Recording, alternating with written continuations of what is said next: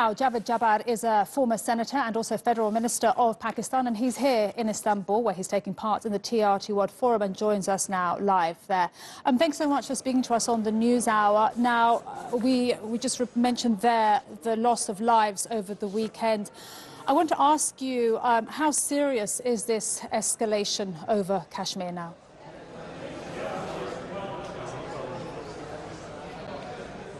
It is a serious escalation, but I'd like to begin by thanking TRT for focusing on this grossly underreported tragedy.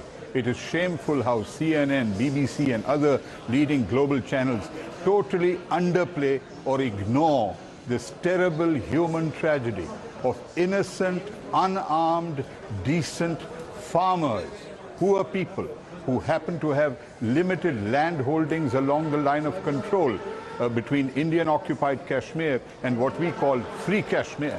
And they are just going about their daily lives being picked off by snipers, by shooters with long-range weapons. And of course, the blame is always put on Pakistan by India, but there's a very simple solution. Pakistan allows independent, neutral, United Nations military observers right up to our line of control, so that someone who is not involved can give a verdict about responsibility.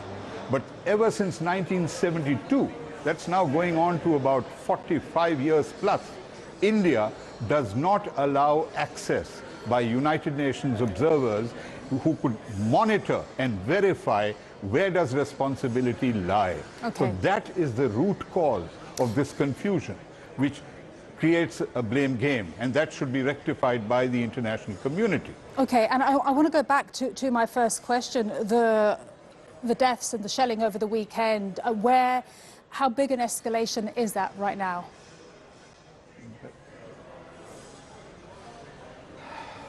It is one step further along the road to a serious escalation. Now, we have always had a high level of tension along that line. But there have been moments in history, in recent history, when due to enlightened, sagacious leadership on the side of India, they have been able to agree to cease fires. Both sides have agreed not to indulge in firing across the line. And this was implemented most effectively during the rule of former President General Musharraf. Now, unfortunately, with the kind of government that we have now in New Delhi, which is not able to conduct dialogue, which has the fundamental basis for reconciling conflict, we find ourselves in an impasse where Pakistan has always been willing to speak and to listen. Much more important in dialogue is to listen to the other side. And here we have an abject failure on the part of the world's so-called largest democracy to respect the principle of dialogue. There can be no democracy without dialogue. Okay, and over 8 million human beings in Kashmir have been held prisoner now for over 2.5 months. And I want to ask you about India. You say that they haven't approached the situation with any dialogue. Do you think there is enough pressure on India, or any pressure at all on India?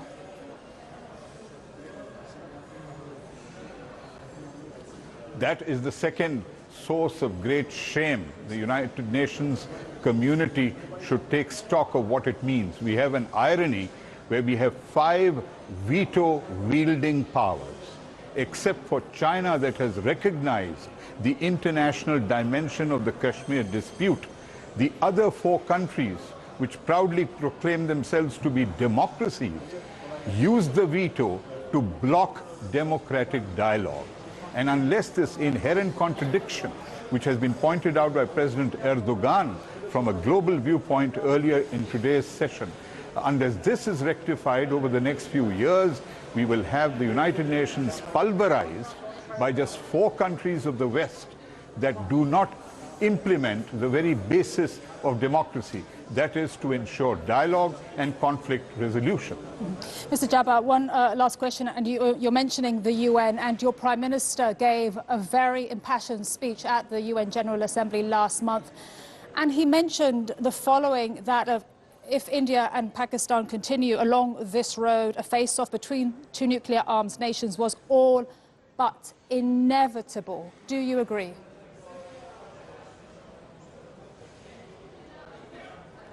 I would say that it is possible. It is the worst possible calamity that could befall the region and the world. It is not at this moment probable, because Pakistan exercises enormous maturity and restraint in the safety and security of our nuclear weapons, and in the face of a force, a conventional force that is 4 to 5 times the size of Pakistan's armed forces, we act with restraint and maturity.